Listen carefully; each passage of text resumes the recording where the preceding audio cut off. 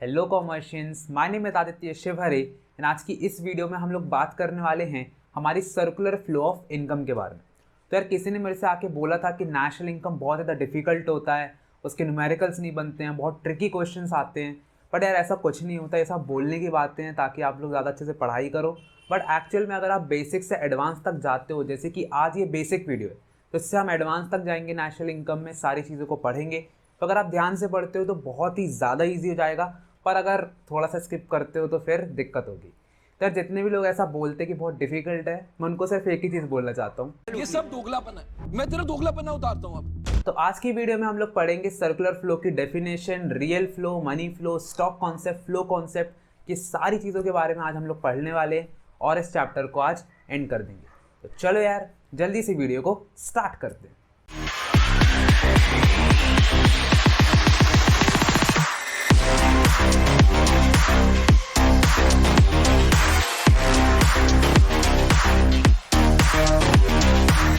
तो चलो सबसे पहले बात करते हैं हमारे चार शब्दों के बारे में, चार वर्ड्स के बारे में कि यार ये सर्कुलर फ्लो ऑफ इनकम का क्या मतलब होता है।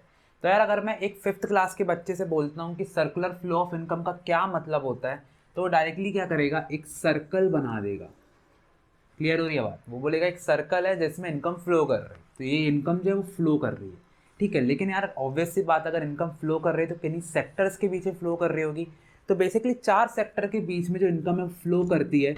सबसे पहला सेक्टर आता है हाउस होल्ड्स। ओके, तो ये जो हाउस होल्ड्स होता है ये हमारा पहला सेक्टर हो जाता है जहाँ पर जो इनकम है फ्लो कर रहे हैं। यहाँ पर रह रहे बहुत सारे फैक्टर्स, तो आगे उनके बारे में और बात करेंगे।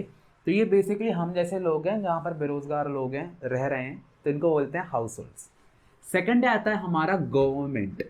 अच्छा भैया, तो हम गवर्नमेंट के पास इनकम कैसे जा रही है? भैया टैक्सेस दे रहे हो आप, टैक्सेस दे रहे हो तो गवर्नमेंट की इनकम बन रही, तो पैसा यहाँ पर भी फ्लो होता है।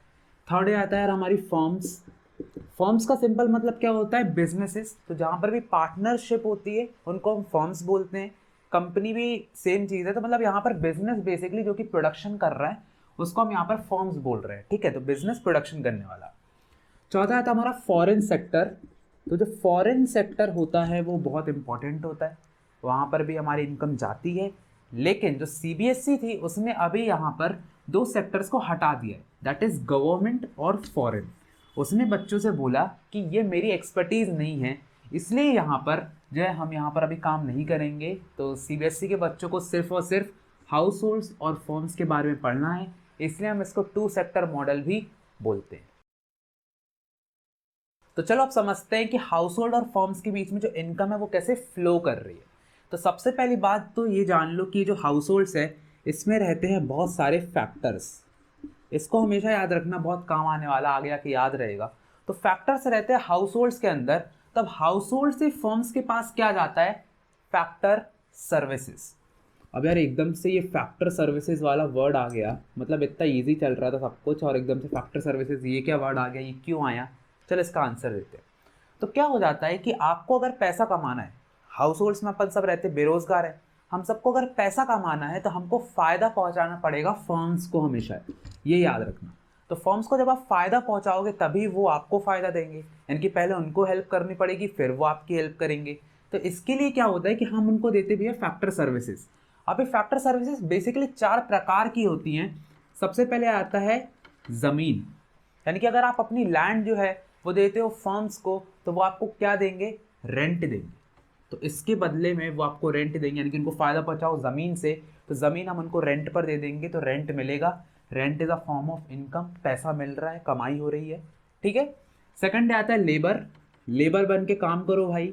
लेबर का मतलब सिंपली इसलिए मैंने बेरोजगार बोला था कि वहाँ जाके जॉब करने लग जाओ उस फॉर्म में, तो उसके बदले आपको सैलरी मिलेगी। तो भैया सैलरी मिलती है ऑफिस वालों को, वेजेस मिलते हैं जो कि प्रोडक्शन में काम करते हैं, प्रोडक्शन यूनिट में, यानी कि फैक्ट्री में काम कर रहे होते हैं, उनको मिलते हैं वेजेस। थर्ड आता है हमारा कैपिटल।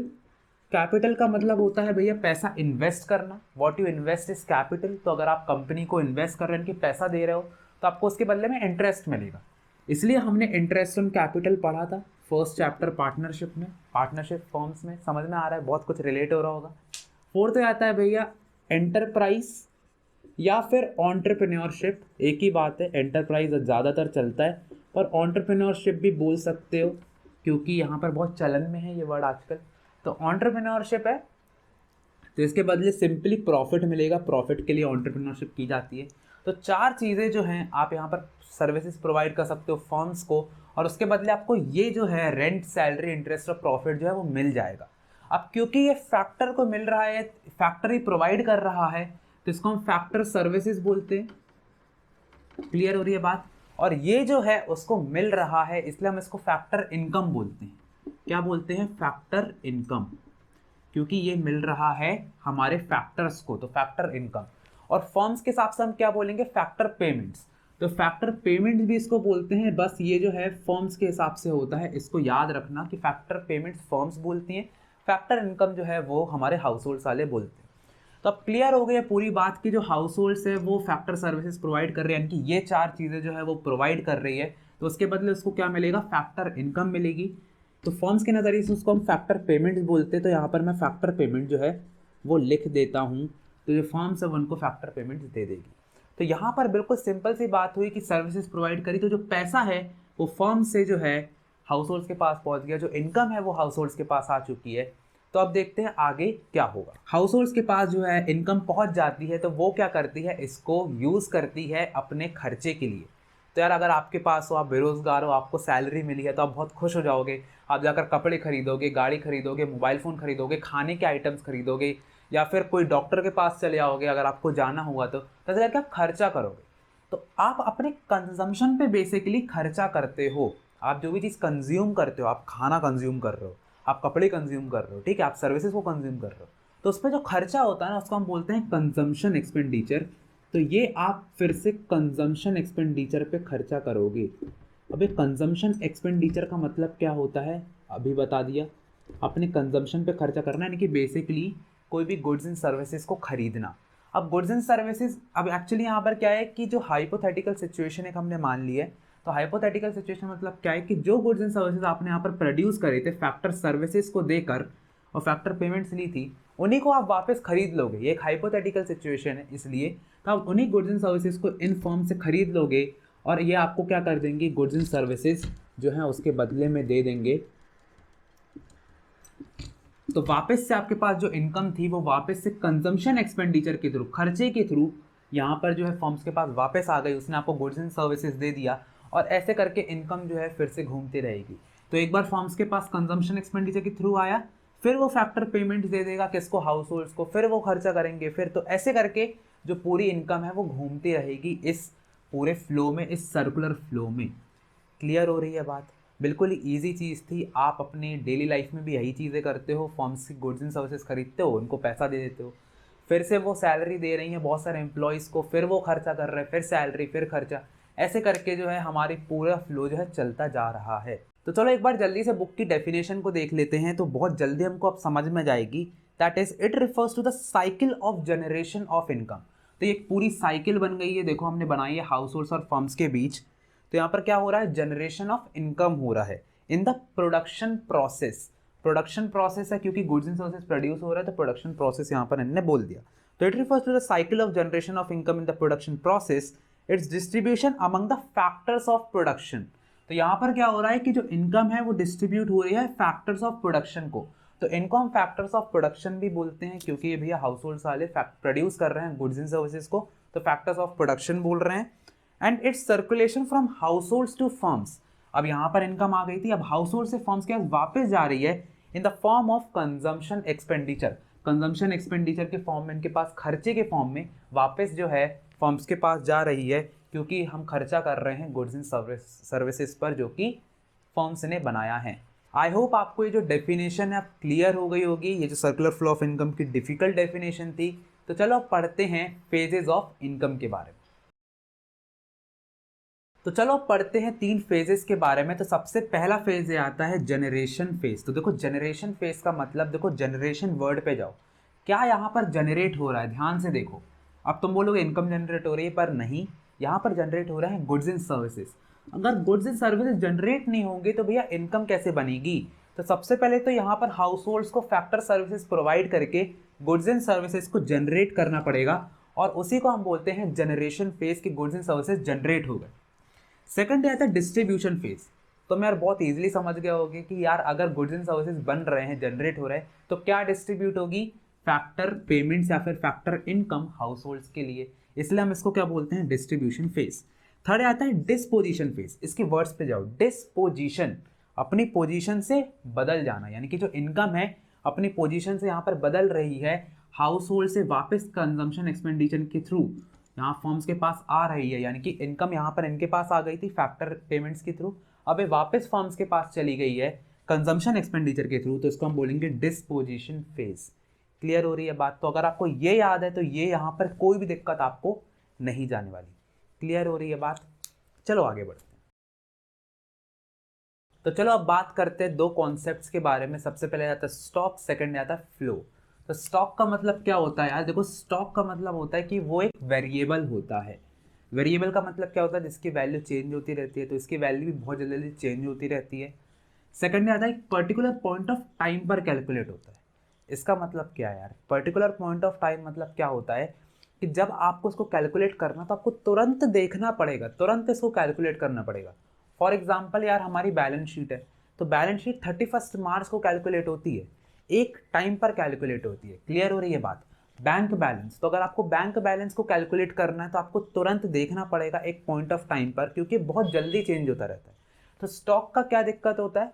बहुत जल्दी चेंज हो रहा होता है, तो उसको जल्दी जल्दी कैलकुलेट करना पड़ता है। तो अगर मेरे को एक, जैसे कि शेयर प्राइस होता है, बहुत जल्दी वहाँ पर चेंज हो रहा है, इसलिए हम उसको शायद स्टॉक प्राइस भी बोलते हैं। ठीक है, कि स्टॉक प्राइस क्या हुआ। तो यहाँ पर क्या हो जाता है, जो भी चीज़ बहुत जल्दी चेंज होती रहती है, तो उसको जल्दी जल्दी कैलकुलेट भी करना पड़ता है, एक पॉइंट ऑफ टाइम पर कैलकुलेट करना पड़ेगा, ताकि हमको समझ में आए कि भैया ये जो है उस टाइम पर कितना है, क्योंकि बहुत जल्दी चेंज हो रहा है। तो अगर परसों है तो मैं बोलूँगा परसों कितना था, कल है तो कल कितना होगा। इसलिए बैलेंस शीट जो होती है हमेशा 31 को कैलकुलेट की जाती है, क्योंकि वो एक स्टॉक कॉन्सेप्ट है। अब फ्लो कॉन्सेप्ट क्या हो जाता है? सेम होता है, थोड़ा सा डिफरेंट है। दैट इज एक वेरिएबल होता है, चलो ठीक है, ये भी एक वेरिएबल है, पर यहाँ पर जो कैलकुलेशन हो रहा है वो एक पीरियड ऑफ टाइम पर हो रहा है। इसका मतलब क्या है कि जो फ्लो कॉन्सेप्ट है वो एक टाइम पीरियड लेता है कैलकुलेट होने के लिए।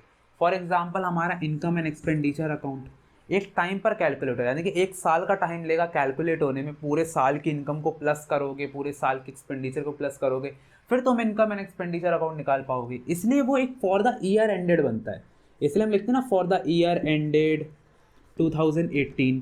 लेकिन बैलेंस शीट पे क्या लिखते हैं? बैलेंस शीट एज एट 31 मार्च, उस डेट पर है, तो उस डेट पर जो भी वैल्यूएशन आएगा उसको हम क्या बोलेंगे भैया? स्टॉक कॉन्सेप्ट बोलेंगे, बैलेंस शीट बोल देंगे। अगर फर्नीचर पूरे साल में कितना भी कुछ होता रहे, हमको 31 मार्च को कितनी उसकी वैल्यू है वो देखते हैं स्टॉक में। फ्लो में क्या होता है? ऐड अप होता रहता है। इनकम जो है पूरे साल की ऐड करोगे, एक्सपेंडिचर पूरे साल का ऐड करोगे, देखोगे, उसके बाद देखोगे कि अच्छा भैया इतना आया है पूरे साल में, तो उसको हम बोलेंगे फ्लो कॉन्सेप्ट।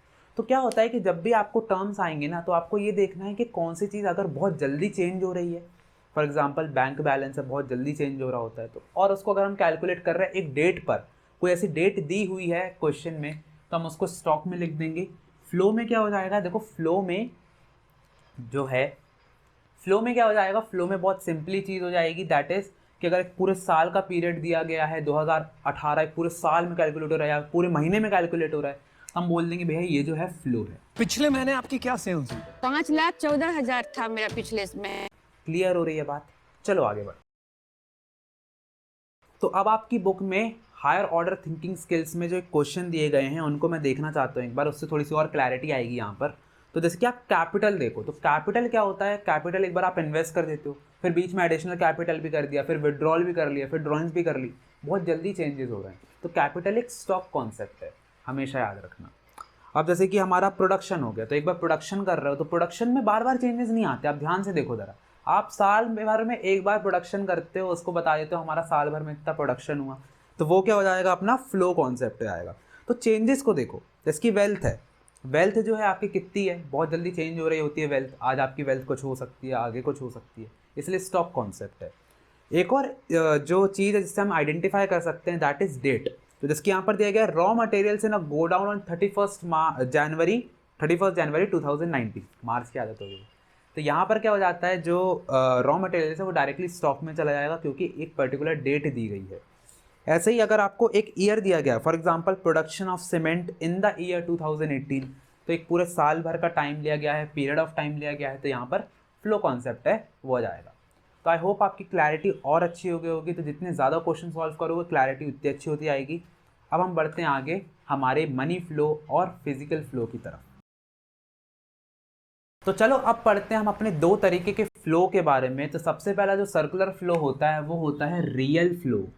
अच्छा, रियल फ्लो जो पढ़ के थोड़ी सी फीलिंग आ रही है रियल जीडीपी वाली, वो आगे पढ़ेंगे शायद, पर रियल मतलब थोड़ा सा ना रियल हो गया, ठीक है, मतलब असली। तो असली फ्लो क्या होता है उसके बारे में पढ़ेंगे। तो उसके लिए फिर से हम जो चार्ट है अपना बना लेंगे हाउस होल्ड्स और फर्म्स का, और इसके बीच में जो है ऐसा एक सर्कल बना देंगे और फिर ऐसा बना देंगे। तो थोड़ा अच्छा नहीं बनाया, आप अच्छे से बनाना। अब हाउस होल्ड जो है फैक्टर सर्विसेज प्रोवाइड करता है, ठीक है, फैक्टर सर्विसेज प्रोवाइड करता है। हमने अभी पढ़ा था भैया, वही हमारा जो लैंड, लेबर, कैपिटल और एंटरप्राइज वो पे कर रहा है, उसके बदले उसको क्या मिल रहा है। पहले हमने इनकम पढ़ा था, पर रियल फ्लो में क्या होता है, हम पैसे की बात ही नहीं कर रहे हैं। रियल फ्लो का मतलब ये होता है कि यहाँ पर पैसा इन्वॉल्व नहीं है, यहाँ पर सिर्फ और सिर्फ गुड्स एंड सर्विसेज इन्वॉल्व होते हैं। तो यहाँ पर क्या हो जाता है कि बस कुछ नहीं है, कुछ चीज़ें चेंज हुई हैं। वो ये हुई है कि अगर आप फैक्टर सर्विसेज प्रोवाइड कर रहे हो तो उसके बदले में हाउस होल्ड को गुड्स एंड सर्विसेज मिलेंगे। इसको याद रखना भी बहुत ईजी है। कैसे कि हाउस होल्ड जो हैं वो फॉर्म्स को फैक्टर सर्विसेज प्रोवाइड कर रहे हैं। क्यों प्रोवाइड कर रहे हैं, अपने आप से पूछो, क्यों प्रोवाइड कर रहा है, ताकि गुड्स एंड सर्विसेज मिल सके, सिंपल। तो यहाँ पर कोई भी इनकम इन्वॉल्व नहीं है, पैसा इन्वॉल्व नहीं है, इसलिए इसको हम रियल फ्लो बोलते हैं। इसका एक और नाम होता है फिजिकल फ्लो। तो फिजिकल फ्लो भी आप समझ रहे होगे, यानी कि पैसा इन्वॉल्व नहीं है। तो सेकंड चीज़ है, ये हमको क्या बता रहा है, इससे हम क्या समझते हैं कि हमारे कितने गुड्स एंड सर्विसेज जो हैं वो प्रोड्यूस हो रहे हैं। और जैसे कि आप जानते हैं गुड्स एंड सर्विसेज जो प्रोड्यूस होते हैं वो हमारे जीडीपी भी बताते हैं। तो एक तरीके से हमारा ग्रोथ मैग्नीट्यूड ये जो है बता रहा है कि कितनी ग्रोथ है कंट्री में हो रही है। तो ये जो रियल फ्लो है इसके थ्रू हम क्या जानते हैं, कितनी ग्रोथ हो रही है हमारी इकनॉमी में। क्लियर हो रही है बात, छोटी सी लाइन है, याद कर लेना, आसान। चलो आगे बढ़ते। तो अब जो हमारा सेकंड फ्लो आ जाता है दैट इज मनी फ्लो। तो मनी फ्लो का सिंपल मतलब क्या होता है, जहां पर पैसा फ्लो कर रहा है। अब पैसा कैसे फ्लो करता है, हाउस होल्ड जो है, सबसे पहले फर्म से स्टार्टिंग करते हैं। फर्म्स क्या कर रही है भैया, यहाँ पर ये लोग काम कर रहे थे तो इनको फैक्टर पेमेंट्स प्रोवाइड कर रही है, जो कि हमने पढ़ लिया था। फैक्टर पेमेंट्स मतलब क्या हो जाता है भैया, रेंट, वेजेस, कैपिटल और रेंट, वेजेस, इंटरेस्ट और प्रॉफिट, ये चार चीज़ें फैक्टर पेमेंट्स के रूप में फर्म जो है हाउस होल्ड्स को दे रही है। अब हाउस होल्ड्स क्या करेगी, सेविंग तो करेगी नहीं कि पूरा पैसा रख लिया, खर्चा करेगी। खर्चे को हम क्या बोलते हैं, कंजम्पशन एक्सपेंडिचर बोलते हैं। तो जो कंजम्पशन एक्सपेंडिचर मैं इतनी देर से बोल रहा हूँ ये तो पैसा ही है ना, एक तरीके से पैसा फर्म्स को देकर चीज़ें खरीद रही है, गुड्स एंड सर्विसेज खरीद रही है। बेसिकली वही हुआ कि पैसा जो है फिर से घूम रहा है। अब यहाँ पर क्या हो रहा है, सिर्फ पैसा घूम रहा है, इसलिए हम इसको मनी फ्लो बोल देते हैं। क्लियर हो रही है बात, बहुत ही ईजी था। इसको हम नॉमिनल फ्लो के नाम से भी जानते हैं, ठीक है। और बाकी इससे कुछ डिपेक्ट नहीं हो रहा, बस इसमें ये डिपेक्ट हो रहा है कि जो पैसा है वो इधर पे घूम रहा है, तो वही आपकी बुक में लिखा हुआ है। और ऐसे करके हमारा जो मनी फ्लो है वो भी कंप्लीट हो जाता है। तो चलो जल्दी से आप एक बार डिफरेंस देख लेते हैं और इस चैप्टर को जल्दी से एंड कर देते हैं। सबसे पहले आता है रियल फ्लो और मनी फ्लो। तो इसका मीनिंग आप लिख दोगे कि मीनिंग क्या है भैया, यहाँ पर गुड्स एंड सर्विसेज जो हैं वो फ्लो हो रहे हैं और यहाँ पर क्या हो रहा है, मनी फ्लो हो रहा है, यानी कि पैसा जो है वो एक्सचेंज हो रहा है हाउस होल्ड्स और फर्म्स के बीच में। तो आप पूरा लिखोगे, बुक में दिया हुआ है, it is the flow of goods and services between firms and house holds, it is the flow of money between firms and house holds. ऐसे करके आप मीनिंग लिख दोगे। सेकंडली आता है it involves exchange of goods and services, क्योंकि यहाँ पर जो रियल फ्लो है वहाँ पर गुड्स एंड सर्विसेज ही जो है वो फ्लो हो रहा होता है। तो यहाँ पर गुड्स एंड सर्विसेज फ्लो हो रहा है, पर यहाँ पर जो है हम मनी को एक्सचेंज कर रहे हैं, पैसे के बदले पैसा यहाँ से दे रहा है, वो आपको फिर से पैसा लौटा रहा है खर्चे के रूप में। तो यहाँ पर पैसा इन्वॉल्व है, यहाँ पर गुड्स एंड सर्विसेज इन्वॉल्व है। थर्ड हमारा हो जाता है there may be difficulties of barter system. तो बेसिकली क्या हो जाता है, डिफिकल्टी आ जाती है रियल फ्लो में। क्यों, क्योंकि यहाँ पर गुड्स एंड सर्विसेज इन्वॉल्व हैं। हमने पढ़ा था डबल कॉन्सिडेंस ऑफ बॉन्ड्स, वो सब जो फर्स्ट हमारा बैंकिंग मनी चैप्टर था उसमें पढ़ा था कि यहाँ पर डबल कॉन्सिडेंस ऑफ बॉन्ड्स ये सब चीज़ें हो जाती हैं। तो बार्टर सिस्टम में दिक्कत चली जाती है, क्योंकि यहाँ पर बार्टर सिस्टम है। बार्टर सिस्टम क्यों है, क्योंकि गुड्स एंड सर्विसेज की बात है, गुड्स एंड सर्विसेज यहाँ पर एक्सचेंज हो रहे हैं। पर यहाँ पर जो मनी फ्लो है, जैसा कि आप देख सकते हो, पैसा इन्वॉल्व है, पैसे में कोई ज़्यादा दिक्कत नहीं जाती है, हमने मनी चैप्टर में पढ़ा था। तो यहाँ पर क्योंकि मनी है तो मनी फ्लो में कोई भी दिक्कत नहीं जाती है, यहाँ पर दिक्कत जाती है। तो इसको ऐसे मतलब मैं बना देता हूँ, कोई दिक्कत नहीं जाती, यहाँ पर दिक्कत जाती है। क्लियर हो रही है बात।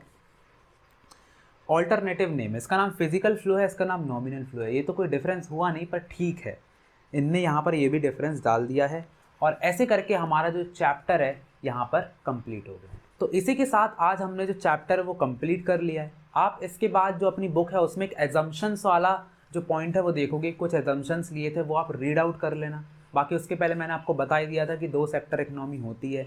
इसके अलावा इस चैप्टर में ज़्यादा कुछ नहीं है। स्टॉक और फ्लो कॉन्सेप्ट थोड़ा इंपॉर्टेंट है, उससे क्वेश्चन आ सकते हैं, तो उसको अच्छे से देख लीजिए।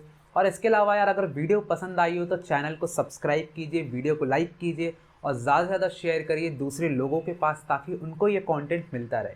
इसी के साथ यार हम प्रॉमिस करते हैं कि आपको सारी वीडियोस जो नेशनल इनकम की है वो मिलती रहेंगी ऐसे ही। आप बस पढ़ते रहिए और देखते रहिए कॉमर्शियल टॉक्स। इसी के साथ मिलते हैं अगली वीडियो में, तब तक के लिए ऑल द बेस्ट।